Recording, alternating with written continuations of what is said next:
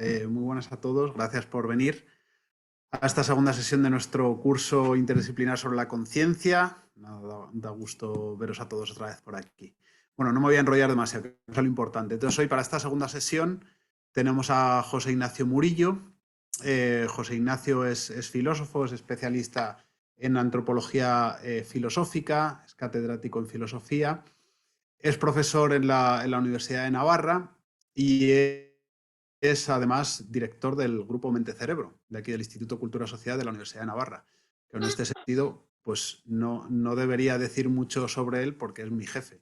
Entonces, si digo cosas malas, pues puede caer sobre mí; si digo cosas buenas, pues la gente me puede considerar un pelota.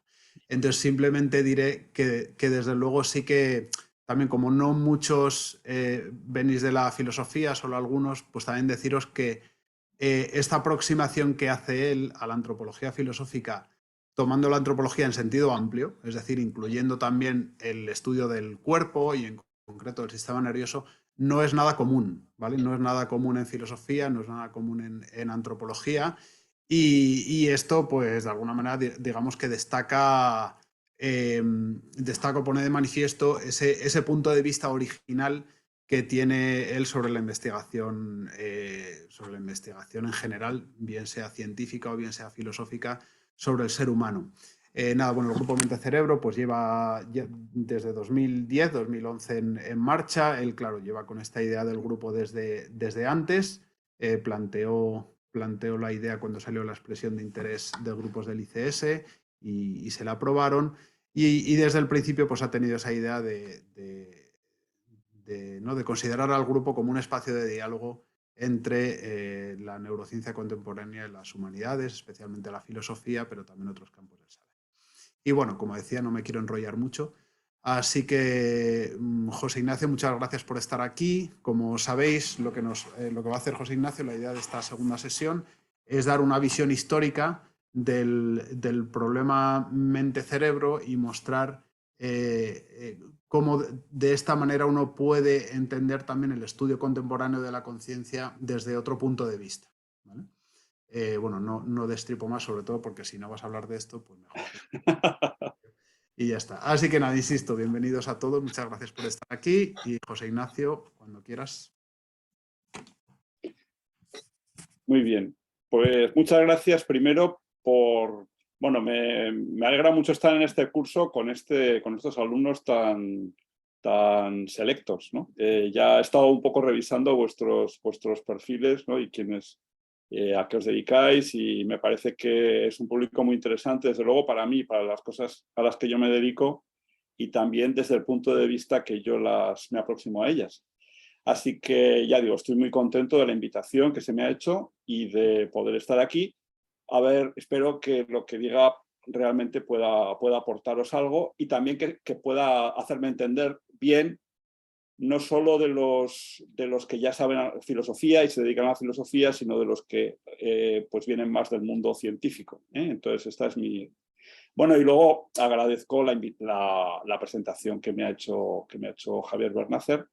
Y bueno, yo creo que sustancialmente con lo que ha dicho también, pues ya se ve a qué me dedico. Ya llevo pues bastantes años dedicado a este tema, aunque yo soy un filósofo, como él ha dicho, me dedico a la antropología filosófica, al estudio filosófico del hombre. Y la antropología filosófica hay que tener en cuenta que su gracia, digamos, lo que pretende la antropología filosófica es integrar todo el saber acerca del ser humano con una perspectiva, se puede decir, filosófica, es decir, sapiencial, ¿no? No solamente recoger hechos científicos, ¿no? Y ordenarlos de alguna manera, sino intentar entender qué es el ser humano y entender las cuestiones que tienen que ver con el sentido, con, ¿no? Bueno, primero, qué es un ser humano, entender qué significa ser humano, entender cuáles son sus actividades más características, entender cuál puede ser su plenitud, porque, y esto también es una cuestión importante cuando uno se aproxima desde un punto de vista de antropología filosófica a los problemas, pienso que una antropología no puede prescindir de la comprensión de qué es lo bueno para el ser humano, ¿no? A veces hay en algunas ciencias, por ejemplo, se puede hacer física, la física que tiene un perfil muy matemático y muy descriptivo de leyes. Las leyes no dicen nada acerca del bien y del mal. Las matemáticas, decían los aristotélicos, mathematica non sunt bona, decían en latín. Los entes matemáticos son indiferentes al bien y al mal. O sea, que el cuadrado sea cuadrado, que es una figura geométrica, pues no es ni bueno ni malo, sino que simplemente es un hecho. Pero en la realidad natural, lo que nos encontramos es, sobre todo cuando hablamos de los seres vivos, que no podemos comprender un ser vivo si no entendemos qué es lo bueno y qué es lo malo para él. No podemos entender un perro si no sabemos que es un perro sano. Esta me parece que cuando se habla de naturaleza, la noción de naturaleza clásica, de la que seguramente hablaré un poco a la hora de contextualizar esta cuestión, la noción de naturaleza clásica, en mi opinión, tiene que ver con esto, no con otras cosas curiosas que se dicen. La noción de naturaleza tiene que ver con el fin, en el sentido de que los seres que tienen naturaleza establecen desde sí mismos una diferencia clara entre lo que les conviene y lo que no les conviene. Y si no somos capaces de entender qué es lo que le conviene y no le conviene, o no le conviene a un ser vivo, pues no estamos entendiendo. Y esto que decimos de los perros o de las orugas o de los geranios, lo podemos decir también del ser humano. Aunque el ser humano es un ser vivo muy especial, que como veremos, pues es un ser libre y es un ser que tiene unas características muy peculiares. Tan peculiares que pueden pasar por alto, ¿no? Que se pueden pasar por alto, pero que realmente son muy peculiares. Quizá no tengo que insistir sobre lo peculiares que son, porque vosotros estáis convencidos, pero a veces cuando me sorprendo, cuando estoy en conversación con algunos de mis colegas o con personas que vienen del mundo de la ciencia y que intentan igualar al ser humano a otros animales, siempre me sorprende. Digo, bueno, ¿qué estarán pensando, no? O sea, hay cosas que a mí me parecen muy importantes y que, sin embargo, las pasan por alto, y otras cosas, pues, que son menos importantes, les dan una importancia excesiva, ¿no? Bueno, bien. Bueno, esto a modo de introducción, para que se vea cuál es el punto de vista que voy a adoptar, que creo que es un punto de vista legítimo para estudiar el problema de la conciencia. Este curso gira en torno al problema de la conciencia.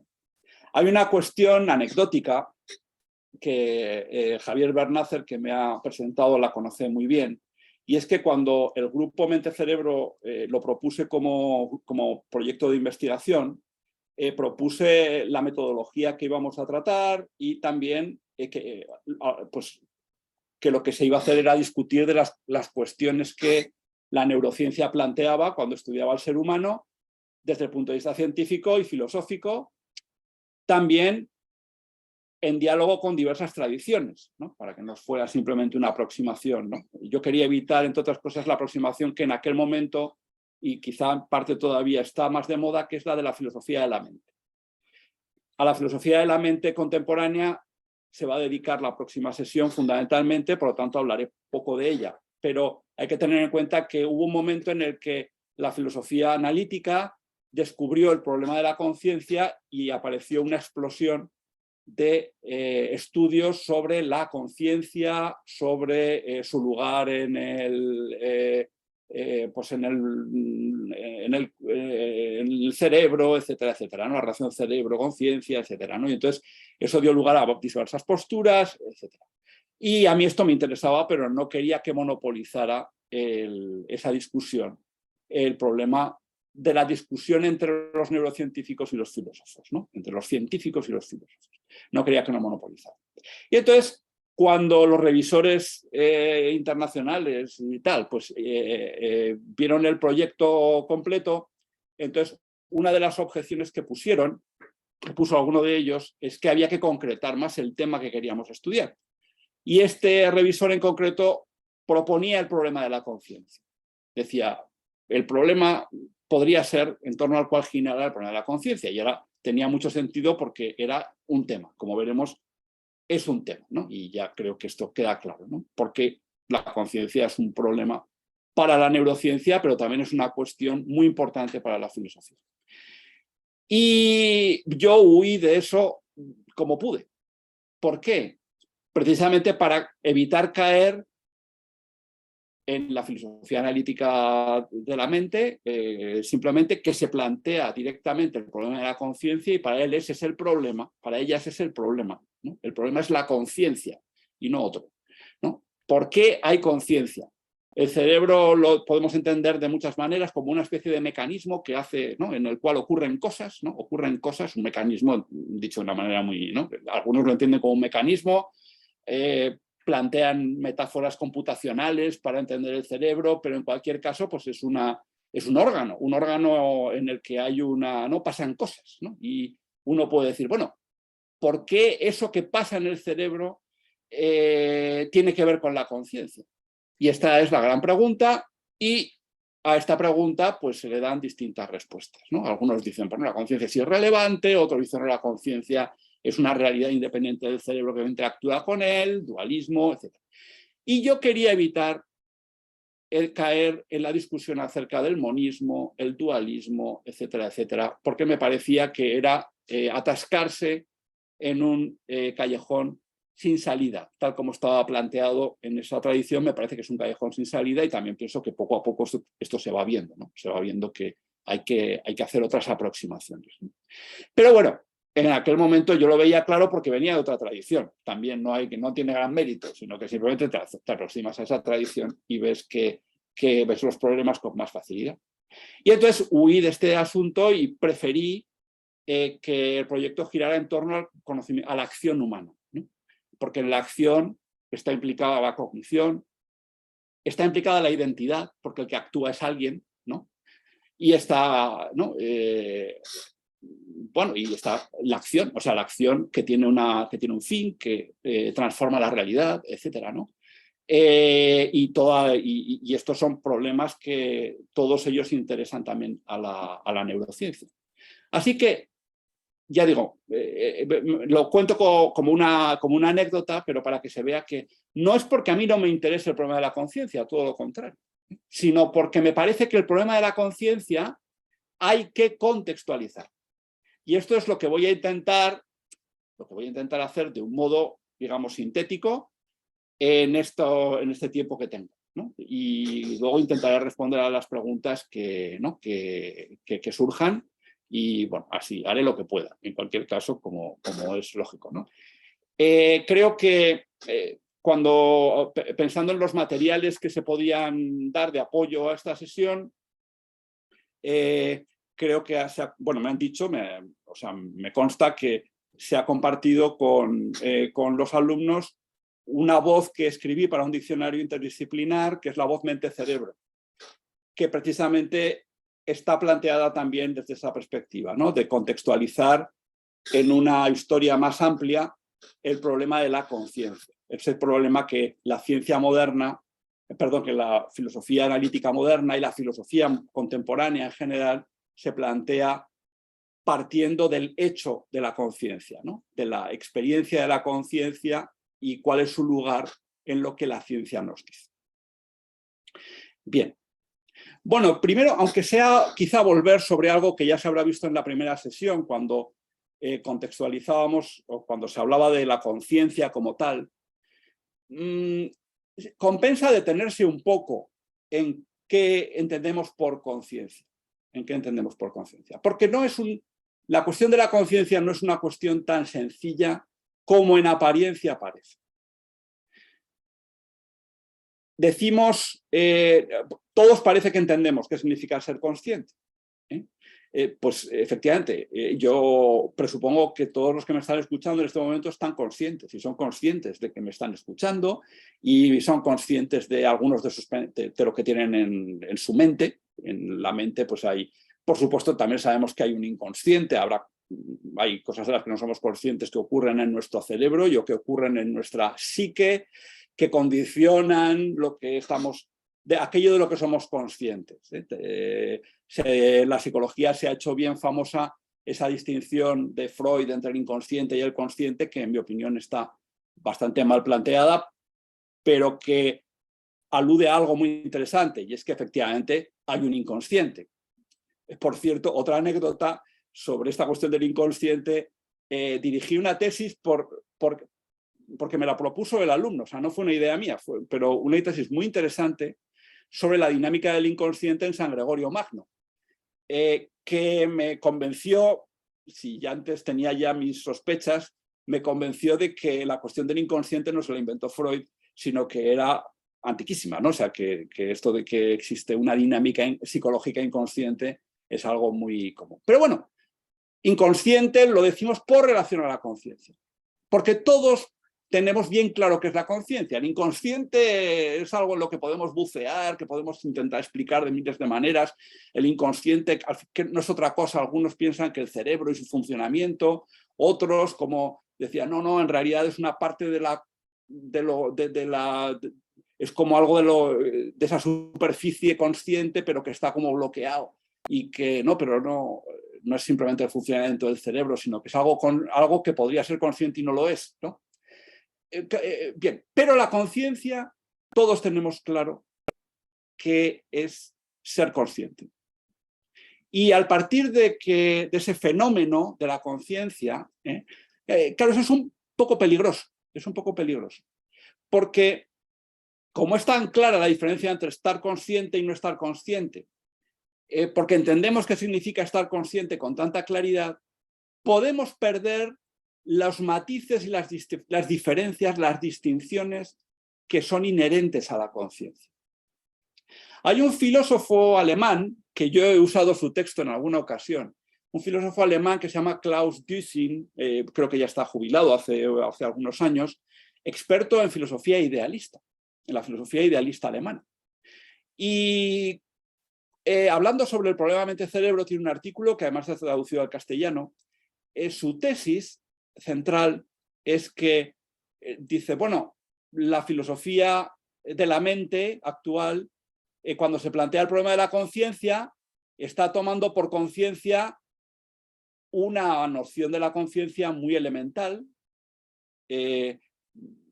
muy pobre, y quizá le ayudaría tratar o tener en cuenta filosofías o planteamientos de la conciencia que son mucho más ricos, como por ejemplo, dice él, barriendo para casa, porque es experto en estas cosas, los del idealismo alemán, ¿no? En el idealismo alemán, por ejemplo, pensamos en Hegel.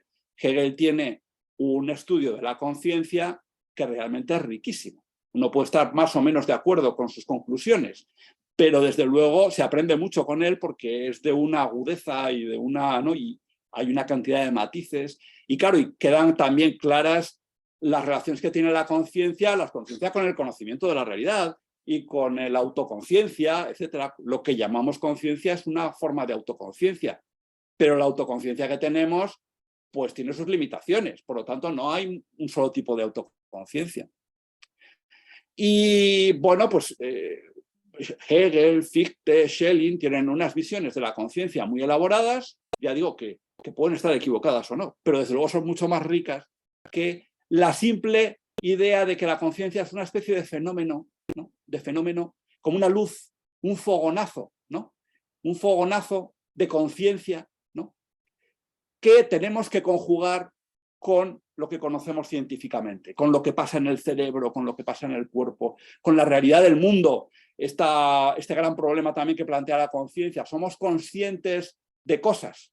Dice, pero ¿qué es? Como decía en alguna ocasión Antonio Damasio, probablemente ya se ha arrepentido de haberlo dicho, pero lo puso por escrito, ¿no? Decía, bueno, es que nuestro cerebro es como una máquina de inteligencia, de realidad virtual, ¿no? Que genera un mundo, ¿no?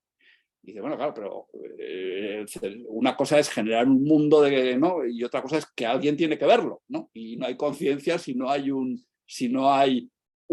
dirían los idealistas, sin un sujeto que ve.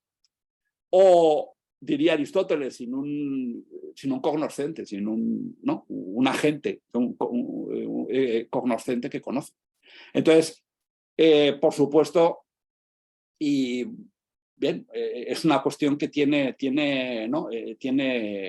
mucha enjundia, digamos, ¿no? Y que también es curioso precisamente esta idea de entender la conciencia de una manera tan limitada o tan como fenómeno, suelo decir yo, la conciencia como un fenómeno, una especie de fenómeno que por eso se podría estudiar científicamente. Ahora hay una ciencia de la conciencia. Hace unos años con algún otro del grupo estuvimos en el Congreso de Aniversario en Arizona de un centro de estudios de la conciencia que tienen en esa universidad, donde está David Chalmers, donde están, ¿no? Bueno, otros estudiosos de la conciencia, y hacían un macrocongreso interdisciplinar en el que había físicos, filósofos, neurocientíficos de todo tipo, desde gente que estudia, ¿no? De anestesistas, porque claro, a todos estos les interesa la conciencia de unos modos u de otros. Bueno, había un montón de gente que estudiaba la conciencia y la idea era hacia una ciencia de la conciencia.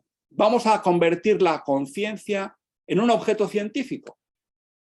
Algo que en el siglo XX se había rechazado. El conductismo decidió que la conciencia no podía ser un objeto científico precisamente porque era lo subjetivo y la ciencia se dedica al objetivo. Y ahora nosotros pensamos que se puede estudiar la conciencia en cuanto tal, pero quizá al hacerlo la entendemos como un fenómeno. Ya digo, como lo fenoménico, ese fogonazo, ¿no? Perdiendo un poco la subjetividad. Y esto a mí me hace pensar por qué en algunos estudiosos de la conciencia actuales, bastante, digamos, materialistas o eliminativistas, hay una cierta afinidad hacia una interpretación curiosa, pero una interpretación de, por ejemplo, la filosofía, el pensamiento budista, ¿no? El pensamiento budista. Algo que a los budistas, por cierto, les pone un poco nerviosos porque piensan que son interpretaciones erróneas de lo que ellos dicen, pero es cierto que el budismo sí que propone, se centra en la cuestión de la conciencia. Para él la conciencia es muy importante, y ¿no? Pero sin embargo considera que el sujeto, lo que hay que eliminar es el yo, ¿no? Lo que hay que eliminar es el yo. Y entonces, pues eso, para gente que quiere estudiar la conciencia y que el yo le resulta un problema, pues el budismo dice, pues efectivamente, el yo es una ilusión que hay que destruir para llegar a la plena conciencia. Bueno, pues resulta que ni siquiera tenemos que contar con la subjetividad. Esto que, si se lo decimos a Fichte o a Schelling o a Hegel, a estos idealistas, se les abrirían las carnes diciendo que hay que eliminar la subjetividad para poder aceptar la conciencia, porque para ellos la conciencia es autoconciencia. Muy bien. Bueno, pues esta es la cuestión, ¿no? Entonces, ¿alguna apreciación sobre la cuestión de la conciencia? Por poner, ya que digo que hay que hacer sus matices, me parece que es preciso distinguir entre primero entre el estado de alerta, entre el estado de estar despierto, y por lo tanto, cuando decimos estamos conscientes, lo que ocurre cuando conocemos, ¿no? Nosotros tenemos una conciencia, por ejemplo, de que estamos sintiendo, y esto es un fenómeno bastante complejo porque eso implica que está actuando la sensibilidad, pero no siempre que actúa la sensibilidad somos conscientes de que actúa la sensibilidad. Seguramente exige cierta integración sensible para que podamos ser conscientes de que estamos sintiendo, y somos conscientes de que sentimos, de nuestras experiencias sensibles.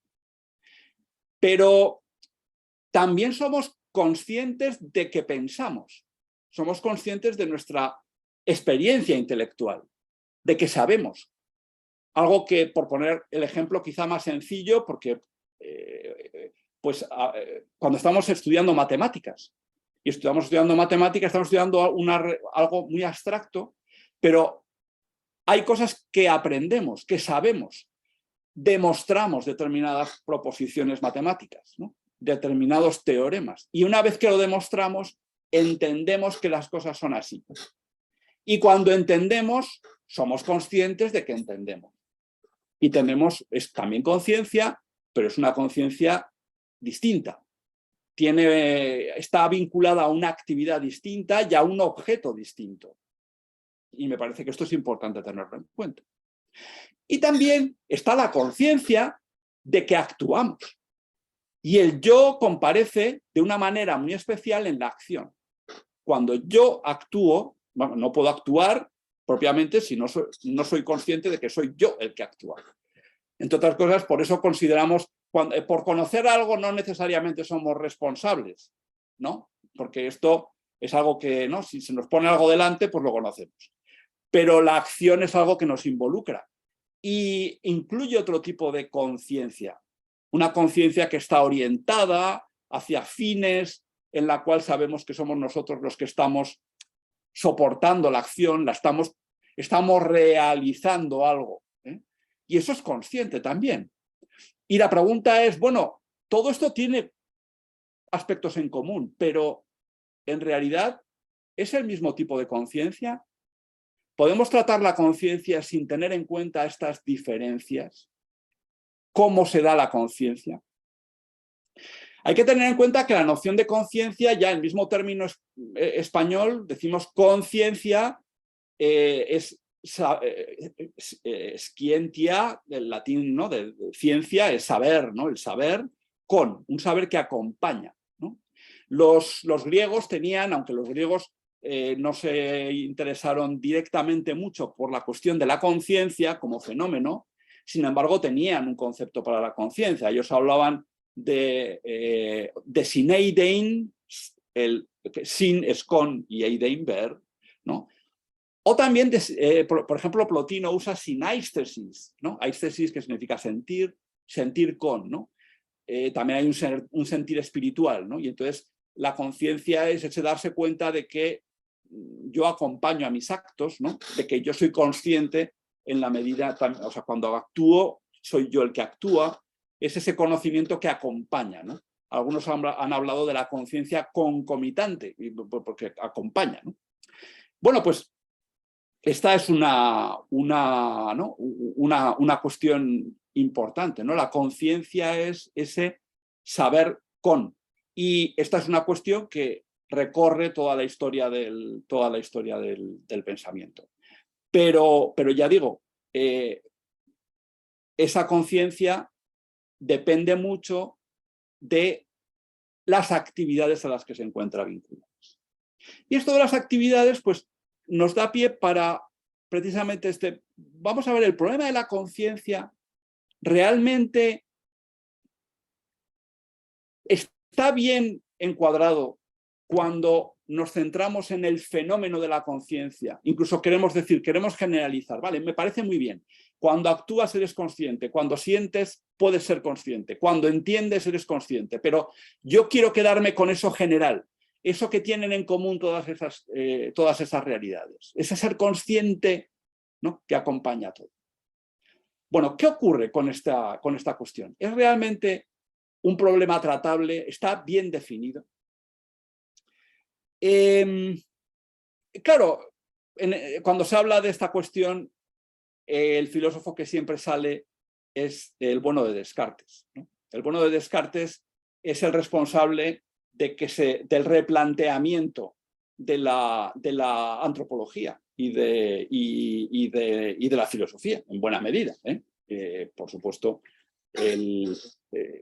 por su actitud, sobre todo, y también por algunos descubrimientos suyos, pero por su actitud ante todo, porque él es muy heredero de otra tradición anterior, y quizá la gran diferencia, la gran aportación, por decirlo de alguna manera, de Descartes, es centrarse en la conciencia en sí misma.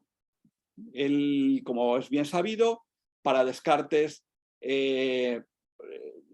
la realidad es materia, y él tiene un materialismo muy de su tiempo, pues, ¿no? En fin, un materialismo mecanicista. El cuerpo humano es un mecanismo complejo, etc. Pero el ser humano no se reduce a ser un mecanismo complejo, sino que en el ser humano también se da el pensamiento. El pensamiento es consciente. El pensamiento es consciente. La res cogitans, la cosa que piensa. Entonces, ¿yo qué soy? Yo soy una cosa que piensa. ¿Con qué me identifico más? ¿Con el cuerpo que puedo ver desde fuera y que puedo analizar como si fuera un mecanismo? ¿O con la res cogitans, es decir, con mi pensar? Para Descartes el pensar tiene mucho que ver con la voluntad, con el querer, porque él se da cuenta de que tiene unas ideas, hay cosas que ha recibido que no las ha producido él, pero lo que se da cuenta es de que el dinamismo del espíritu es un dinamismo voluntario, productivo, que hace cosas, ¿no? Capaz de transformar la realidad. Lo hace a través del cuerpo, pero ante todo es autoconsciente. Y ya sabemos que ese planteamiento que hace Descartes da lugar al dualismo contemporáneo que la filosofía posterior ha intentado de un modo u otro resolver. Pues por un lado yo soy res cogitans, por el otro lado soy res extensa, soy una máquina. Y Descartes, que era bien consciente de que el ser humano no es dos cosas, sino que es una única realidad, en alguno de sus textos habla de creo que se está mencionado en el texto que está a vuestra disposición, la noción común. Él habla de la noción común. Es decir, yo me considero uno. Ahora, cuando me pongo a pensar, aparece en mí la división. Yo, por un lado, soy interioridad y por el otro lado soy exterioridad. Pero para Descartes lo más importante es la interioridad, porque eso es espiritual y es una sustancia. Y eso es permanente, no se puede, porque es indivisible, no tiene partes, etcétera, por lo tanto no puede morir, no puede destruirse. Él entiende así, él transforma en esto la noción clásica de alma, de la que hablaremos un poco después. Entiende la noción de alma como la autoconciencia, como una sustancia autoconsciente. Y el cuerpo aparece como algo totalmente distinto. Y aquí nos encontramos, digamos, con esa especie de oposición que, ¿no?, ya otros filósofos intentarán resolver de distintas maneras. Leibniz tiene la suya, Spinoza tiene la suya, etc. Y los materialistas dirán, bueno, pues la conciencia pues será un producto del cuerpo, ¿no? Por lo tanto no hay ningún, ¿no? Ya explicaremos cómo se produce. Bien, la conciencia.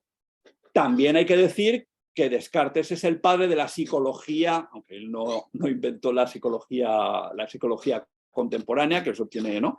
Pero es un padre de la psicología al entender, claro, en la psicología anterior, la psicología era el estudio de los seres vivos. Y entre las actividades vitales estaban las que llamamos, las que pueden ser conscientes, la sensibilidad, la inteligencia, etcétera. Pero Descartes ya va a definir algunas actividades por su relación con la conciencia. Y con esto, ¿no? Entonces, y la psicología contemporánea, en mi opinión, aunque es muy difícil decir cuál es el objeto de la psicología contemporánea, porque hay muchas aproximaciones, pero todas tienen en común que lo psicológico tiene que ver con la conciencia. Incluso las psicologías del inconsciente definen el inconsciente respecto de la conciencia, ¿no? Y al final el área de lo consciente define la psicología. Bueno, por esto el padre es Descartes. Y como digo, él ha inaugurado esta tradición de que la conciencia se convierte en la señal distintiva del ser humano. Lo más característico del ser humano sería la conciencia, la autoconciencia. Eso sería lo característico. Pero en el principio no fue así. Y esto es muy importante tenerlo en cuenta. Hay otras formas de plantear el problema de lo distintivo del ser humano, ¿eh? Y quizá tener en cuenta la historia arroja luz sobre la problemática actual, ¿no? La puede enriquecer. Yo no voy a negar que sea importante, interesante, decisivo estudiar la conciencia. Y vamos a ver, de hecho, a lo largo del curso se van a ver aproximaciones tanto filosóficas como científicas muy interesantes. Y seguro que y que se aprenderá mucho con ellas, ¿no? Pero el problema de la conciencia no agota la cuestión acerca de lo característico del ser humano. Y para esto podemos remitirnos al inicio de la filosofía. Y en el inicio de la filosofía, ¿qué ocurrió? Bueno, primero, la filosofía aparece como un saber teórico. Y así es como lo que podemos distinguir, porque sabiduría ha existido siempre, explicaciones acerca de cuál es el lugar del hombre en el mundo, pues las tenemos en todas las grandes culturas, y en todas las culturas, incluso las más primitivas, pues hay mitos, etcétera, que explican ¿no? y que orientan la acción humana, porque el ser humano sin saber no puede vivir. Si no tiene una idea acerca de qué es él mismo y de qué es la realidad, está desorientado y no puede actuar. La acción necesita el saber.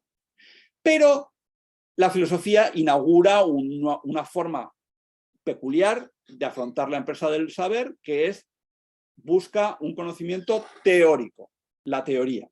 Es decir, lo que quiere es saber porque el saber es valioso por sí mismo y además intenta entender la realidad no basada en mitos, explicaciones acerca de lo que ha ocurrido antes, etcétera, sino que quiere entender la realidad en sí misma y tal como se da en presente.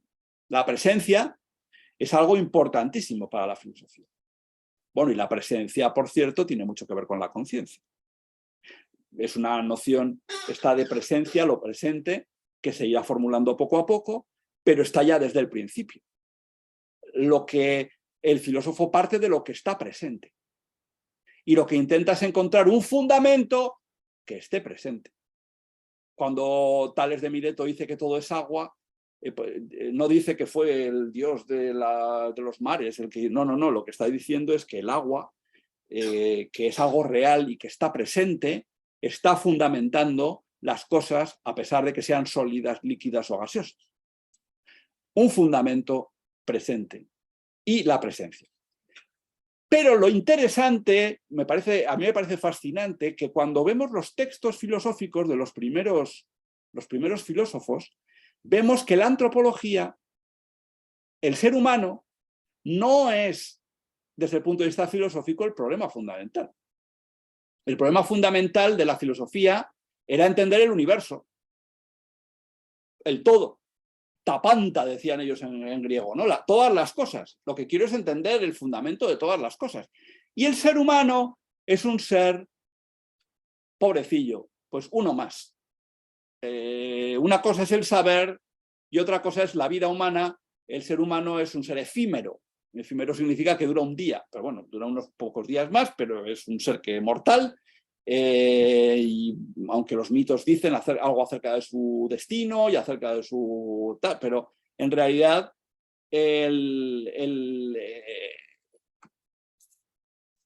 vamos a ver, está viendo comentarios que no estoy leyendo, perdonadme, y que quizá sí. Por cierto, bueno, ahora que veo alguno de los comentarios, Klaus Dissing, efectivamente, está bien, ¿no? Isabel escribe esto y bueno, bien. Bueno, luego volveré sobre los comentarios para, ¿no? y respondo a ellos en la medida de lo posible. Bueno, decía esto, que la antropología no es la cuestión central para la filosofía, porque hay, por así decir, cosas más importantes desde el punto de vista teórico, no desde el punto de vista práctico, no. O sea, no es que ellos no tuvieran un interés en vivir bien, pero para eso pues quizá seguían la sabiduría común, la experiencia, lo que dicen los mayores, lo que dice la religión, etc. Dice, pero en la empresa filosófica era entender el universo, entender todo. ¿Y por qué? Pues porque el ser humano es un ser efímero, pero el universo es algo permanente, es algo divino en ese sentido, ¿no? Para los griegos lo divino era lo inmortal, lo permanente. Y para ellos por eso era más importante mirar las estrellas, como Tales de Mileto, ¿no? Que cuentan que se cayó al pozo porque estaba mirando las estrellas y la esclava Tracia se rió, etcétera, y toda esa historia. Bueno, ¿por qué miraba las estrellas? Pues porque las estrellas son lo permanente, mientras que lo que ocurre en la superficie del mundo pues es efímero y bueno, pues se explicará más bien por lo permanente, ¿no? No vamos a explicar lo efímero, lo permanente por lo efímero, sino más bien lo efímero por lo permanente. Por lo tanto, mejor fijarnos en aquellas cosas que son divinas y que son permanentes. Ahora bien, hay un momento, toda la crisis de la sofística, entra en crisis el pensamiento filosófico teórico, hay una visión, una aproximación más práctica al saber, al lenguaje, etc. Y en ese contexto aparece un relativismo muy fuerte Y ahí es donde aparece un personaje que es muy importante para entender estas cuestiones, que es Sócrates.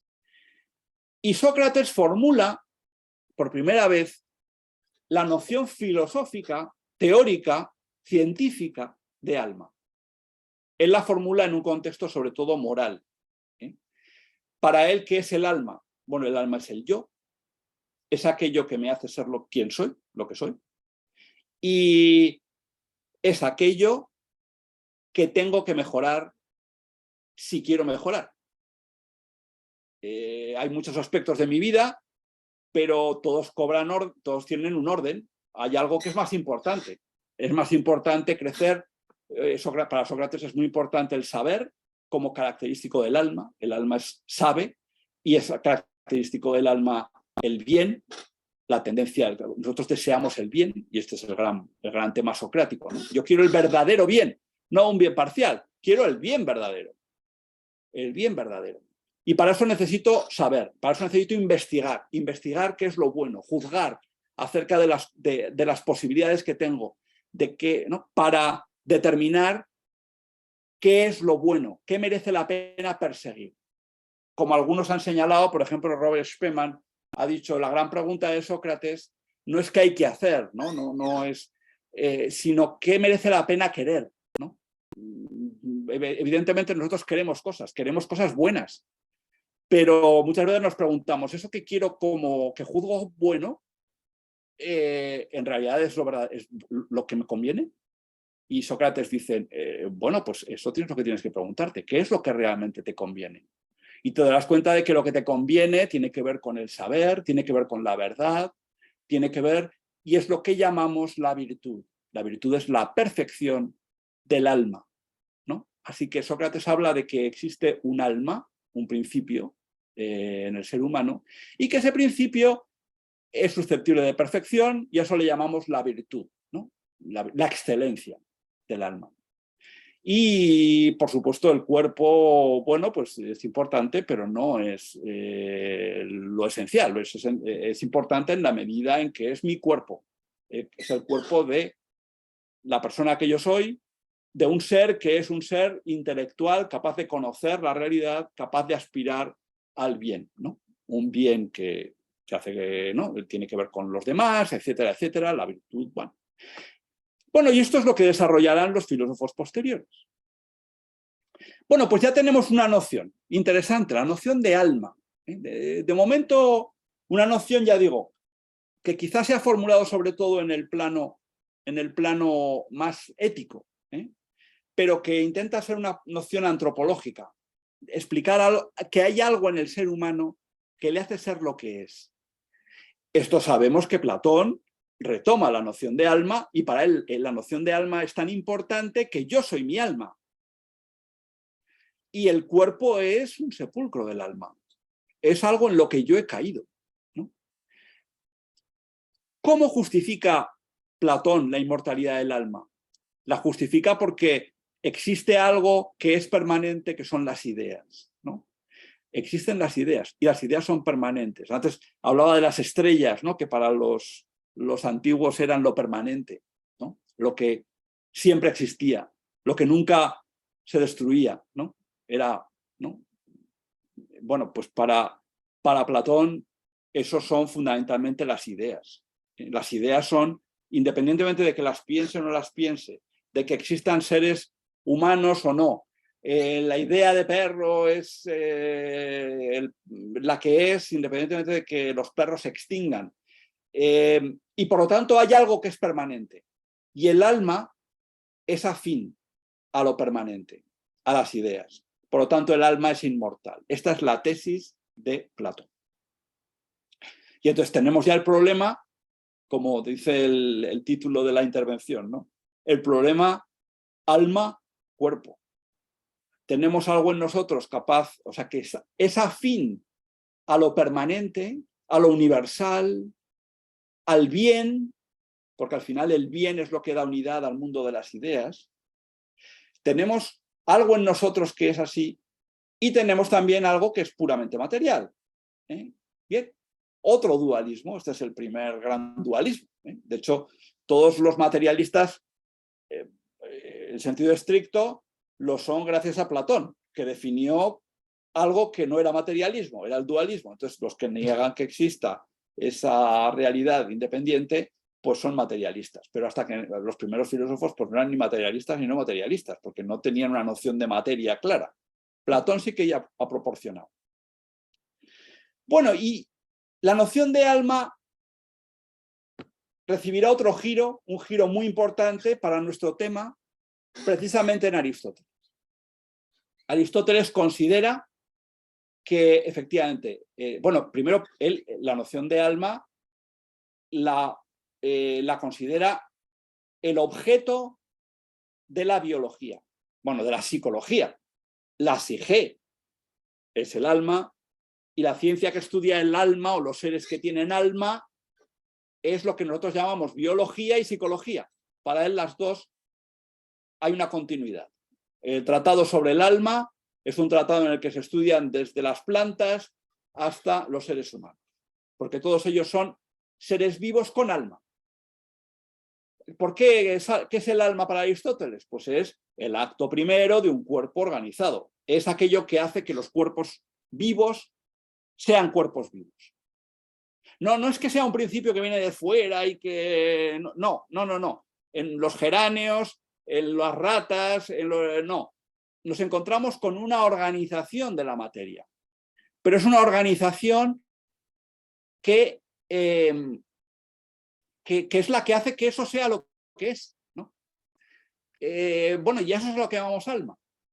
No a la materia de la que está compuesto. Evidentemente un ser vivo necesita una materia muy especial, pero esa materia no se puede dar sin el alma, sin el principio organizado, ¿no? Hoy, claro, Aristóteles no conocía la genética contemporánea, pero hoy podríamos decir que la genética, bien entendida, ¿no? No solo en el nivel de los genes como, ¿no? que expresan proteínas, etcétera, ¿no? como se entendía antes, ¿no?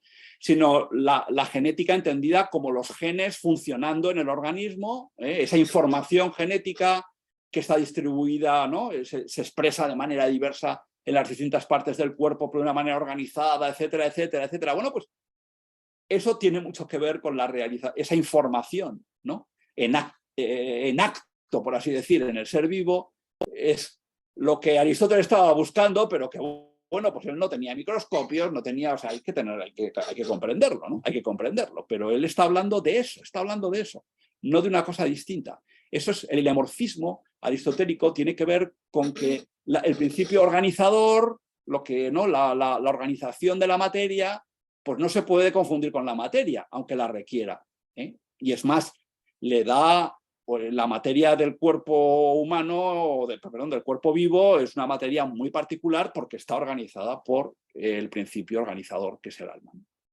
Bueno, pues Aristóteles le da la noción de alma, digamos, este toque científico, ya no solo antropológico, pero estudia al ser humano en ese contexto. El ser humano tiene alma, claro que sí. Bueno, no hay más que ver, o sea, somos en buena medida como el resto de los seres orgánicos, ¿no? Como todo, como el resto de los animales, ¿eh? Ahora bien, ¿qué es lo característico del alma para Aristóteles? Aristóteles tiene una teoría, en mi opinión, la mejor biología fundamental es la que propone él. Lo que pasa es que hay que actualizar, hay que decirla en términos contemporáneos, pero él dice que lo característico de los seres vivos es que realizan un tipo de actividades que solo ellos son capaces de hacer, que son actividades que poseen el fin. Son actividades perfectas. Él pone el ejemplo ver, así como producir, ¿no? Hay los procesos, ¿no? que tienen un resultado, ¿no? Hay procesos que tienen un resultado y lo importante es el resultado, y el proceso pues, es un camino al resultado. Pero con el ver, por supuesto que en el ver hay muchos procesos que se dan cuando estamos viendo. Pasan muchas cosas en el organismo, pero ver se define por lo visto. Y cuando veo, he visto. Esa es una actividad perfecta. Pero con vivir pasa lo mismo. Vivir, que para Aristóteles es ser, para los seres vivos, vivir, cuando vivo, he vivido. Y esto no lo podemos decir de cuando construyo. Construyo, pero no he construido todavía. Cuando he construido, dejo de construir. Por eso dice que es una actividad imperfecta, que no posee el fin. Por lo tanto, poseer el fin. Los seres humanos, los seres vivos poseen el fin desde las funciones más básicas que llamamos vitales. Porque, y eso podríamos estudiarlo, ¿no?, desde la nutrición, ¿no?, desde, ¿no?, la reproducción, el crecimiento. Son actividades cuyo resultado, como dirán no se definen por lo que producen, sino porque benefician al ser vivo, porque son formas de poseer el fin. Bueno, pues, y aquí vamos a la tesis, es que Aristóteles se da cuenta de que en el caso del ser humano hay una actividad vital, como estas, vital, pero muy especial. Y ese es el entender, el conocimiento intelectual. Habla en griego, el nous, el intelecto, ¿no? Nosotros llamamos el intelecto, ¿no? Prefiero decir intelecto que inteligencia, porque la inteligencia se aplica hasta lo que llaman inteligencia artificial, que de inteligencia, pues, si lo comparamos con lo que dice Aristóteles, no tiene nada que ver, ¿no? O sea, es procesamiento de información y cosas, ¿no? Y son programas, tal, ¿no? No, la inteligencia es entender, es el saber, el estar conociendo algo, ¿no?, entendiendo algo, una realidad que es inmaterial. Y claro, Aristóteles se da cuenta de que el intelecto, a diferencia de la vista, que depende del órgano de la vista, del oído, que depende de, ¿no?, y de la estimulación que se puede dar, pues, con las ondas sonoras, etcétera, etcétera, la inteligencia está abierta a toda la realidad. Podemos conocerlo todo. Podemos conocer la verdad. La vista no conoce la verdad, la vista ve colores.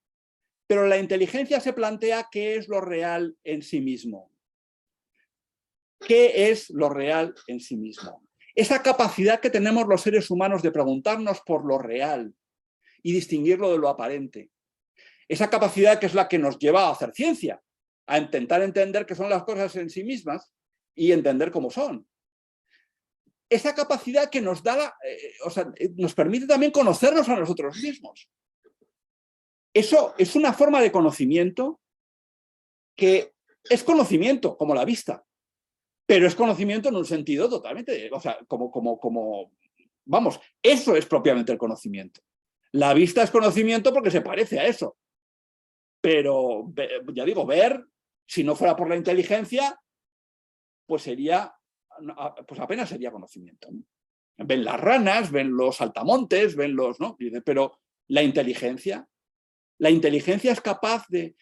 claro, ahora podemos pensar, cuando se plantea el problema mente-cerebro, se está dando por supuesto que podemos conocer el cerebro, que podemos entenderlo. Pero ¿y esto qué tiene que ver con el cerebro? Y esto es lo que a Aristóteles le fascina. Él no sabe nada del cerebro. Él piensa que la mente tiene que ver más bien con el corazón. Ahí tiene un problema. Bueno, esto tiene sus matices, ¿no? Porque el cerebro no es que sea poco importante en Aristóteles, pero en la polémica de la época, Hipócrates y otros, ¿no?, que Hipócrates defendía que era el cerebro el responsable, o sea, el órgano responsable del conocimiento y de la integración sensible, de la conciencia, etcétera. Y Aristóteles pensaba que lo mental y lo espiritual tenía más que ver con el corazón. Bueno, pues ya está. Esta es una cuestión que había que dirimir científicamente y que se fue poco a poco aclarando en la medicina posterior y luego ya, sobre todo, en la contemporánea, ¿no? A partir de, ¿no?, cuando se empieza a hacer la mejor anatomía, cuando se empieza, ¿no?, y se empieza a conocer incluso la estructura del cerebro. Pero bueno, independientemente de dónde sitúe la sede de la, digamos, por así decir, ¿con qué tiene que ver esa actividad intelectual en el ser humano? Pues está claro que nosotros pensamos, cuando pensamos, tomamos, dice Aristóteles, pie en lo sensible. Comenzamos de lo sensible. Si no hay sensibilidad, si no hay concepto sensible, no pensamos. Pero vamos más allá de lo sensible. Como digo, hasta plantearnos el todo, como hacían los primeros filósofos. Tapanta. Entender la realidad tal como es en sí misma. Vamos, algo que, ¿cómo se explica esto orgánicamente? ¿Qué órgano es capaz de explicar esto? Aristóteles dice ninguno. El intelecto no es orgánico. La capacidad intelectual no se puede explicar por un órgano. Sí sus objetos, pero no la actividad intelectual. ¿Y entonces qué ocurre? Pues Aristóteles en el Tratado sobre el Alma, en su Tratado de Biología Fundamental, lo que dice dice, bueno, pues esta es una actividad que hay que reconocer como una actividad vital de un organismo, que es el ser humano, ¿no? Pero es una actividad inorgánica y tenemos que decir que el nous, que el intelecto, dice él, dice, es como que viene de fuera respecto del organismo, no es una parte del organismo. Así entiendo yo ese término, que ha sido muy discutido, etcétera, y los aristotélicos han tomado distintas posiciones respecto de qué es lo que quiere decir Aristóteles. Algunos han dicho que Aristóteles pensaba que solo había un intelecto que lo compartíamos entre todos, cosa que el mismo, no, o sea, que otros, Santo Tomás decía que era una estupidez, dice, porque eso no explica por qué soy yo el que entiende, ¿no? Dice, hic homo intelligit, ¿no? Este hombre entiende, y dice, pues entonces quiere decir que el intelecto lo tiene él, ¿no? No lo tiene la luna, como decían, ¿no?, algunos filósofos, ¿no? Pero bueno, el problema lo deja él abierto. Es el problema del intelecto y de su relación con el cuerpo, con lo corporal, con lo orgánico. Aristóteles dice, bueno, sí, el alma es la forma del cuerpo. Y los aristotélicos posteriores, antes citaba a Tomás de Aquino toma un partido muy fuerte por Aristóteles y dice, sí, lo que pasa es que la forma del cuerpo humano es una forma espiritual, intelectual, que tiene una actividad propia que no depende del cuerpo. Por eso, piensa Tomás de Aquino, que si te mueres, te mueres. Pero algo queda de ti. Y además algo muy importante, que es tu capacidad de entender, de saber y por lo tanto también de querer. Porque el querer depende, no, la voluntad depende del intelecto, pero te quedas, o sea, Tomás de Aquino llega a decir que el alma separada no es persona, para afirmar la importancia que tiene, o sea, que el cuerpo humano es una parte esencial del ser humano, ¿no? No es simplemente la tumba del, ¿no? O sea, estamos hechos para tener cuerpo, y eso él lo deja claro.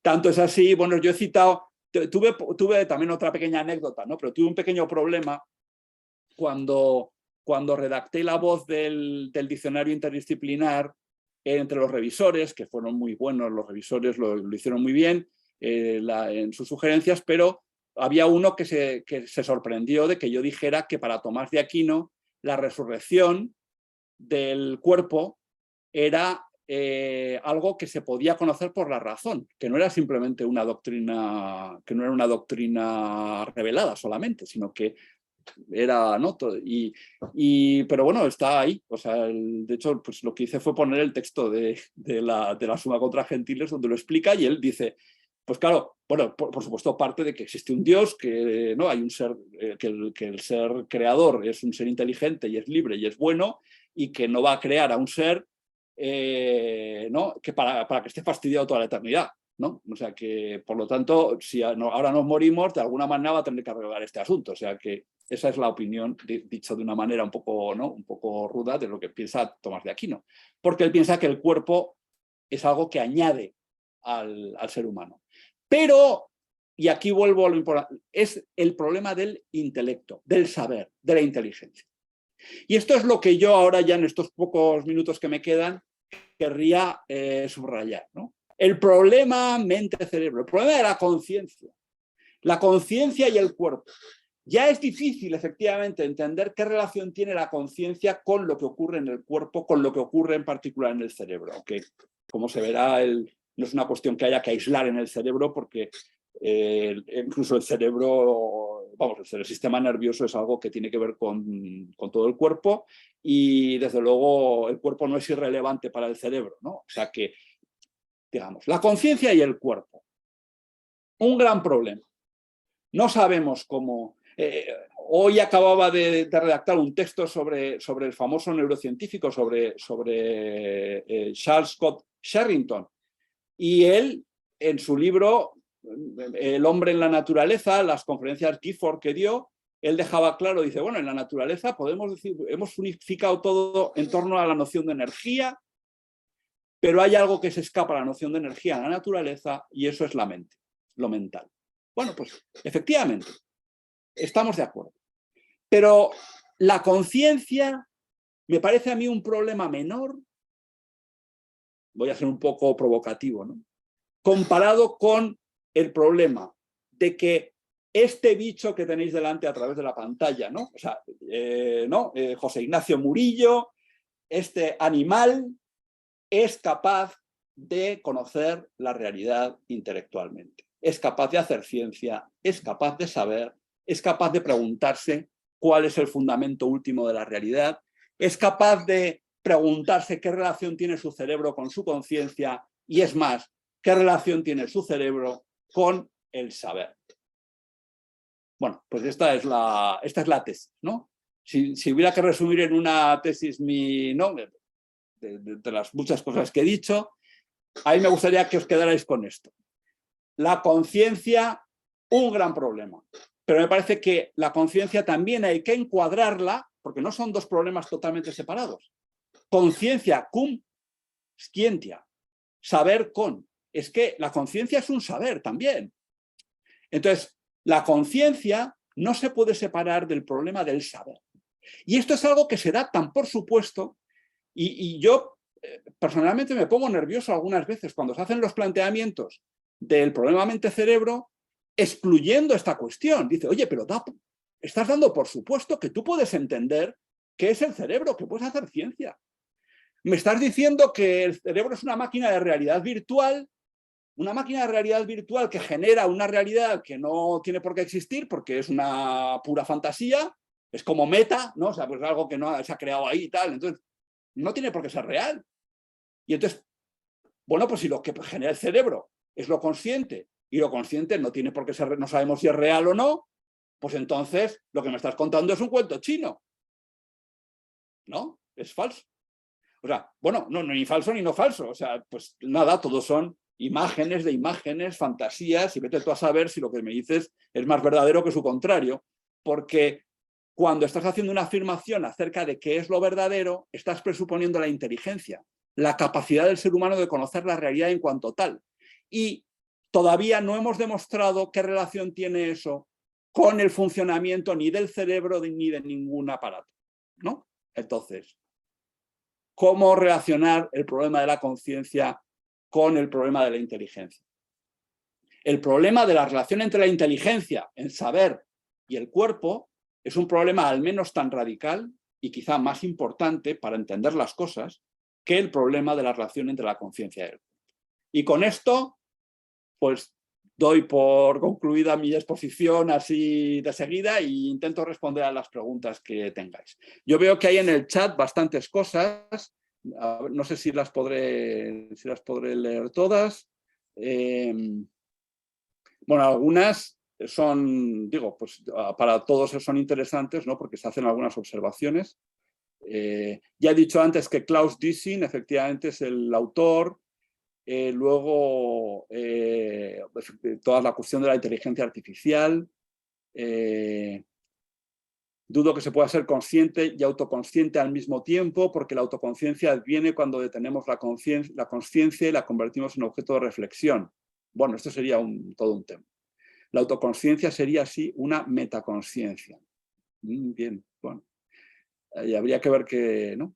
La autoconsciencia es un tipo de experiencia consciente, dice Sergio, así que no se puede ser autoconsciente sin ser consciente en primer lugar. Bueno, ya se ve que el tema conciencia, autoconciencia tiene su historia. Por lo tanto, según Aristóteles, no sería más el alma el principio de vida más que conciencia per se, efectivamente, pero es las dos cosas a la vez.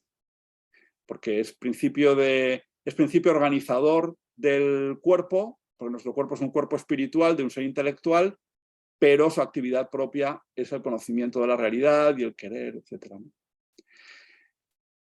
Y según entiendo, dice Álvaro Martínez, según entiendo, sí, después Aristóteles explica, bueno, las distintas facultades del alma, percepción, apariencias e intelecto, entre otras. Y es en el intelecto exclusivo del ser humano, es donde en día se puede decir que se encuentra la conciencia. Y yo creo que efectivamente lo que llamamos conciencia en sentido estricto, se da en el conocimiento intelectual. También por eso, cuando se habla de sentiencia o de conciencia aplicado a los animales, bueno, si los animales no son capaces de conocimiento intelectual, no son capaces de conciencia como la que nosotros tenemos, ¿eh? Yo soy partidario de eso, ¿no? Aunque se pueda hablar, igual que podemos hablar de inteligencia animal, porque son capaces de resolver problemas, porque son capaces de aprender, etcétera, etcétera. Y podemos hablar también de cierta conciencia porque sienten, ¿no? Y tienen emociones, pero no tienen conciencia intelectual, no saben de sí, no saben de la realidad, no conectan eso con el saber. Por eso también es tan importante esta cuestión de conectar la conciencia con el saber, ¿eh? Porque nos permite entender lo específicamente humano